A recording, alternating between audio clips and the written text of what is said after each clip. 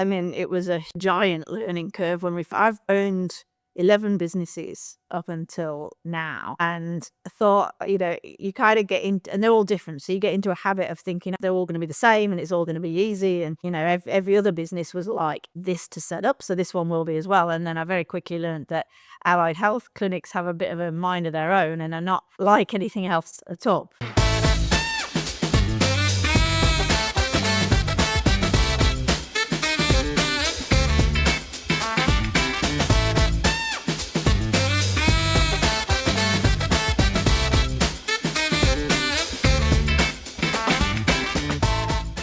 Hello, everybody, and welcome to the Healthy Business Lab podcast, where we interview amazing allied health and related business owners to learn their nuggets of gold of what they've learned in business and from their expertise. And today I'm super excited to have Rebecca Challoner on the call today from National Peak Centre. Rebecca, welcome to the podcast. Thank you. Thank you for having me. So good to have you here. Again, we've had a pretty cool chat a little while ago, and, a bit of a serial entrepreneur that uses business to, create social change and the like. So I'd love for you to share, a bit about yourself and the background and what you're doing in the space of allied health related spaces. Yeah, well, I've been working in the sort of disability or neurodivergence sort of sector for just over a decade now, a bit longer, and doing a variety of things. But with the centres, with Peak Centre in particular, it was about, we really wanted, myself and the co-founder, Christina Keeble, we really wanted to create some multidisciplinary collaborative allied health centres that were neuroaffirming. And back 5.5 years ago,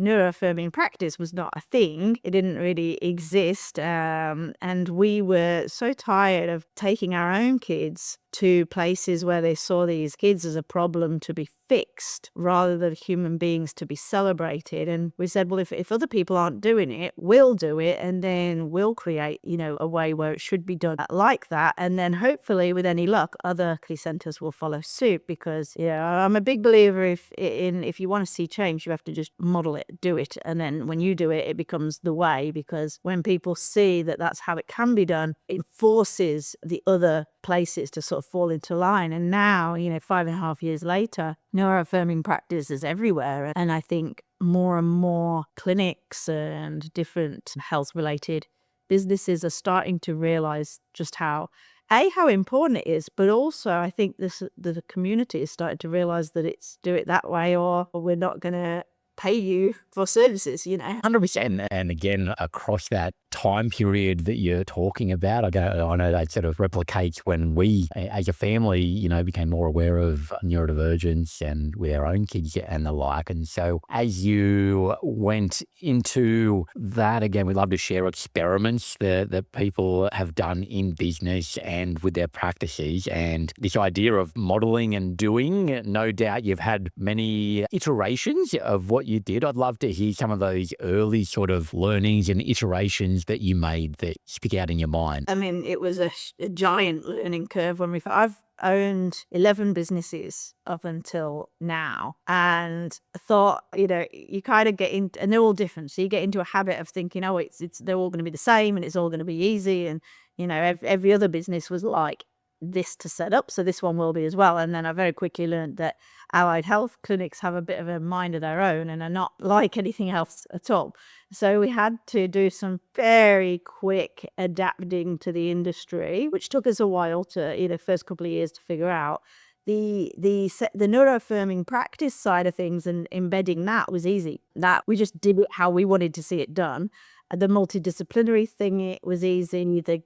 We found that therapists loved collaborating, so getting that going was real, especially cross-discipline collaboration was really, really easy to get going. But there were many things we found hard. But I think the thing I found the hardest was expecting it to be like any other business in terms of running it as a business. And it's a very different beast. It doesn't run like a coffee shop Yeah, I'd love for you to unpack that a little bit further, because it's also a part of you don't know what you don't know. And you've no doubt learned that when you're talking about specifics in the allied health space. But I think a lot of allied health businesses start out in business and they'll hear a bunch of traditional business coaching or ideas and those sorts of things, and sort of because you don't know what you don't know and haven't been in business before, kind of go, oh, is that the norm? But notice there might be more friction points in that as they try to do things. So I'd love for you to unpack that, because I think that's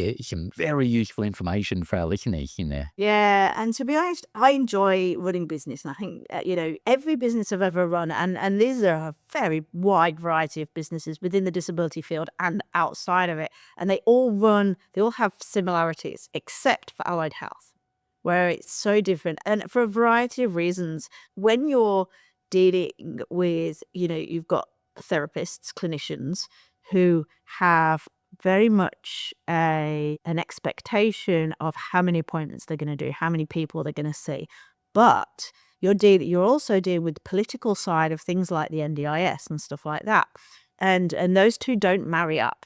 So often what clinicians and therapists expect to be the amount of people they might need to see, what the NDIS, for example, is prepared to pay for that is not going to make the business succeed, because those two things don't, they don't meet where they need to meet to make a business profitable. So you have to get very, very creative in ways to make and really think beyond the box to try and sort of create profits. But you also have to be really good at accounting. I have a law degree as well, and I use my law degree so much more than I expected I would, and I've ever needed to use it before as a business owner. I also feel like I needed to have an accounting degree. I don't have one. I feel I should have one. I know that much about accounting now. But as a founder in any other business, I didn't need to have that much of a tight grip on finances, because the profit margins were much bigger. In this, the profit margins it's hard to make big profit margins. And on top of that, we're dealing here in Victoria with a therapist shortage. So it's hard to get the clinicians. And then we wanted neuroaffirming practice, so they need to be trained and they need to understand neuroaffirming practice. And then you're also dealing with things like recruiters, who I have a bit of a dispassion for, because they will try and squeeze as much money out of you as possible, and then they'll steal the staff back 6 months later.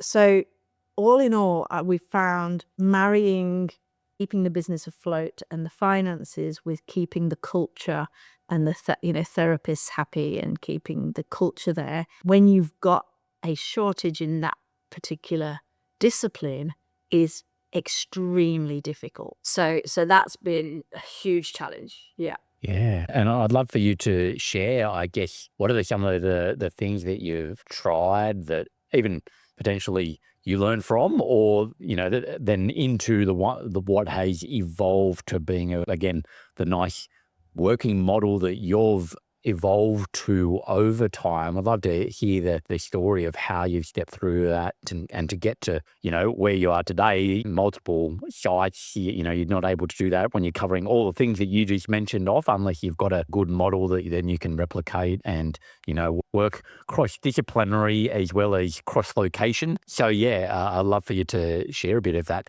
How have you gone about that, especially the culture into the practical? It needs to make money. And again, money can be a bit of a dirty word in allied health and health in general in many ways, but to be able to have the impact that you want to have, get the outcomes and those sorts of things. Obviously, our business need to be sustainable and profitable, but how have you managed to marry that with, getting the culture right above all? Because I guess what I find in allied health, it's so much, but it's about the people. They're very people, focused and centric businesses from a practical staffing point, as well as, what we're doing. So I'd love for your take on that evolution with your business. Yeah.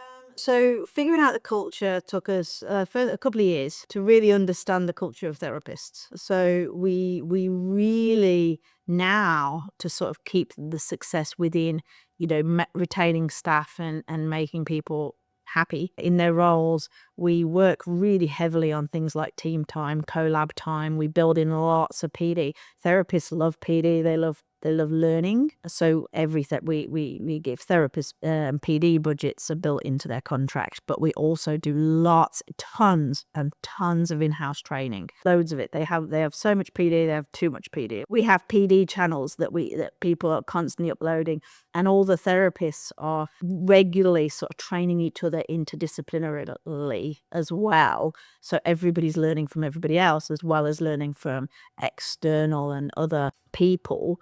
We PD, team time, that sort of thing is really well built in. The other thing we did that made the biggest difference in terms of being able to retain the mental health and strength of the therapists and keeping them happy whilst also bringing in some money was we changed the appointment structure. So we didn't change their KPIs. Their KPIs were always the same, but we changed the appointments from hourly to 90 minutes. With an hour of that being client facing and 30 minutes being for setup and pack down and helping a client transition if they're a slower transitioning client, notes, all that sort of stuff. Doing that, it spread the day out more for the therapists, which made the day a little bit easier for them. It also meant that it was much easier then to meet their KPIs because they were doing more billable hours, but with less clients. So it really helped flow of the day. That's the biggest thing we did because it helped the profits and it helped the therapists feel happy and settled and reduced burnout. I love that. And I think as you were talking about it, all I just pictured was this space was expanding, and it was that way of being able to create space around appointments, and then even that flow-on effect to, clients. As you say, obviously, in this space, there are clients that sometimes need a bit more time coming in or going out or both, knowing our own kids of how sometimes we have to manage that. It's creating that space and not feeling pressured around it. Again, you're coming back to, we love knowing our numbers here with the financial background of ours, but highlighting that you're able to do that. But you said there, it actually helped the KPIs. That's super cool. Yeah, massively. And the other thing was, so our therapists had a KPI of 5 billable hours a day, but when we put them in 90 minutes, we give them 4 clients, which made 6 billable hours a day. So it meant that if people dropped off or there was cancellations, they were still able to easily meet their KPIs and have that sort of a little allowance built in there, but without it taking a toll. If they did hourly appointments and we then tried to book 6 in, they'd have 6 clients a day. But we were able to keep it at 4 clients a day and they can still meet their KPIs. The other thing we did, which made a huge impact for the therapists and for us, was we created an over and above policy where every time they do go above their KPIs, they get a bonus per billable hour, and we obviously get a bonus as well. So it was bringing in additional money to us whilst also rewarding the therapist for going over and above their KPIs. So it meant that they were more likely to fill their time better because they're making more money from it. It also meant that because we were booking in 6 billable hours a day, it was really easy for them to attain that and get that. It still is really easy for them to get those bonuses, and it helps us because it's just additional money that we wouldn't have had if they had not pushed over and above. So it's really, those two things have been the biggest things to drive culture and profitability at the same time. Yeah, nice. Strikes me with that is that it's really an intentional design from both yourselves as the owners of the business and designing that out, but also for the clinicians, they can design there as to, again, managing their workload with their dollars and how they want to do that best at any given point in time. And obviously, by the sounds of that, there's flexibility for them to go, hey, these aren't overburdening KPIs, but then I say, yeah, I've got momentum and, with where clients are at, then yes, I can do a period where I have to go over and above and do that type of thing. So it just creates coming back to the cultural idea of that culture of intentional design. And again, then that flowing on comes back to what you said before about the burnout aspect that is obviously rife in this field and in this space, that there's more people then and team members that are able to manage their mental health at the end of the day. Yeah, definitely. And it wasn't when we first brought the over and above in, it was always sort of given to the therapists as it's their decision. They don't have to go over and above, but if they want to, they can. And so it's always been something that's in their hands. And if they do, that should be celebrated. So what we do is sort of say, we appreciate any time that you are doing extra and we don't want to force you to do that. So we'll let you decide. And if they don't do it, it's fine. They're still hitting their KPIs, life's, happy days. But if they want to, that there's the opportunities there for them. So we've been really big on trying to spread out their day and make it as simple and flexible and easy to go navigate as possible, and try and keep them really happy.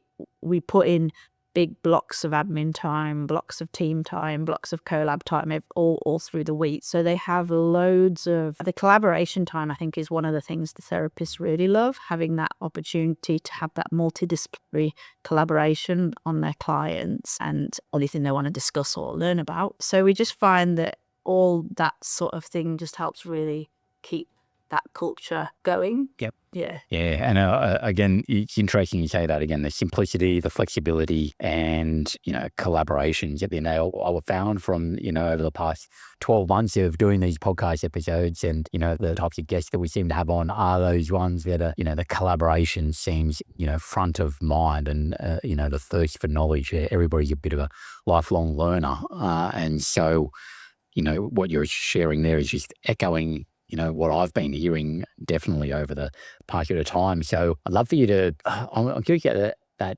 multidisciplinary approach again, then for how that then flows on within your practices to the clients, so that, if you've got a client that potentially, needs the support of, different modalities at different times of, wherever they are and whatever their progress has been or whatever their challenges are, how do you approach that from a client-centric side of things? Yeah, and actually, so when we first started it, as well as the neuroaffirming practice which is really what underpins us, the multidisciplinary side of things was the next most important thing, because we'd had so many experiences as parents of neurodivergent kids where you go to a psychologist over here, and then you'd go to an OT over here, and the psychologist would tell you one thing and the OT would tell you the opposite thing. And you go, well, who do I listen to? And we just went, that should never happen.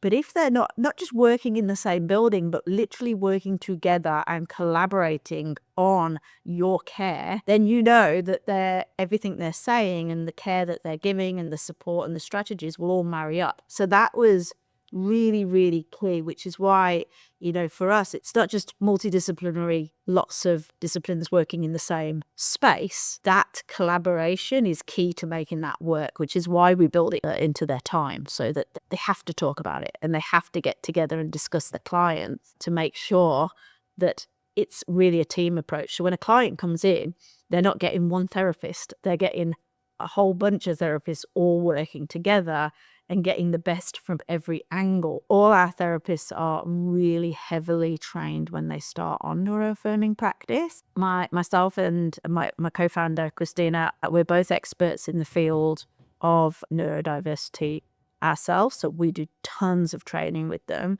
So when they come in, the standard they're sitting at individually straight away is really high in terms of their knowledge, regardless of whether they've been in the industry for 20 years or a new grad straight out of uni. We really thoroughly train them to get them going. So when they all come together and you've got all these team members with all these different knowledge bases of disciplines, then with all this extra training, the client who's receiving that collaboration is really getting an incredible support system and network around them. So we find it's really helpful. I love it. Yeah. And again, what you've shared as a parent, the parent side of it as well. I think there's, thousands upon thousands of parents out there that have that experience, and at some point they have, so being able to bring that under the one roof, and you just know that everything is so aligned. That's the big word that I circled here, is just a lovely alignment that happens for the clients. That's great. And so I think that dovetails nicely what we always like to talk about here as well, is the transformations we've seen. And again, some of this, I'm guessing, I'm picturing transformations not only for the clients that you've got, but also the team members that no doubt grow and evolve and the like. I'd love for you to share one or two sort of transformations that come front of mind in, obviously you probably got countless of them over the 5 years that you touched upon there, but what's a couple that have sort of stick front of mind for you? The biggest transformation, which is something that hasn't happened once, it's happened loads of times and we see it all the time, is when we bring in a therapist who doesn't know what neuroaffirming practice is, or they may have heard it as a buzzword, but they don't truly understand it, and then we teach them it. And you watch as their eyes widen, and over a period of however long we train them for, they realize how core it is to delivering that really truly person-centered support to the client. And watching them go from someone who didn't know or care about neuroaffirming practice to someone who it becomes part of who they are and part of their core beliefs. We've seen that loads of times with therapists, and it's really fantastic. And the same thing happens with clients, often with parents when they've got kids who've never, they'll come to us with this approach of, please fix our child. They won't do this, they won't do that. We want to try and make them like neurotypical kids. And then we watch them as we work with the family and work with the parents. We also build in parent sessions so that we're all working together with the parents as well, and help and watch the parents go from this sort of state of my kid needs to be like all the other kids to my kid is amazing exactly as they are, and we want to find them friends who are like them and make them feel perfect just as they are. Yeah, it's just such an incredible thing to see. Yeah, I love your phraseology of it as well. I got some little goosebumps here. It's a beautiful way that you touched upon that. And I think highlighting the parent transformation, and that's probably why I've got there as well, because I know that throughout our learnings when we've, first become aware of neurodivergence through our kids, and then, the self-evaluation of ourselves as parents as well, that process of just learning at that time. And again, 100%, I could just picture those light bulb moments that we seem to constantly have from being a part of the, many of the sessions that we're a part of with our kids and their therapists. Yeah, it's super cool. So I love that you've touched upon that as well. It's a lovely three-way transformation for the end, for the client, for the parents, and for the therapist. That is so cool. And I think I've got a couple of pages here already of my notes. And so I've got a feeling that we might need to get you back on for deeper dives in certain areas, but I'd love for you to share as well. I know you've just released a book, but by the time this comes out, the book will be,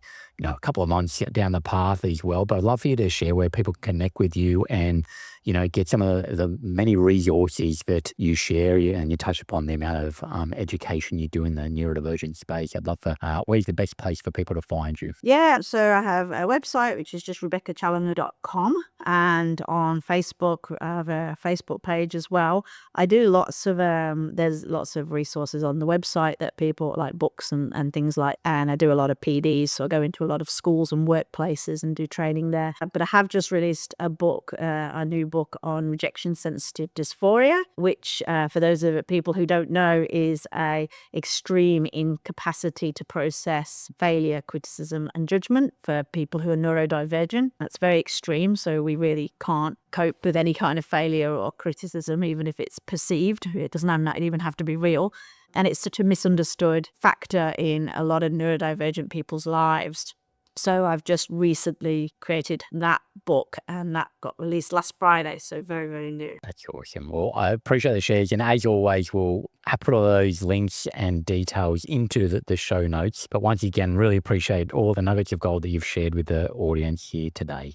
Thank you very much, Rebecca. And as always, everybody, make sure you like, subscribe, whichever channel you're finding this on. We make sure you keep on hearing great stories and experiments and information. So thanks again, Rebecca. We really appreciate your shares today. Thank you for listening to the Healthy Business Lab podcast. Make sure you subscribe to keep up to date with all the latest episodes.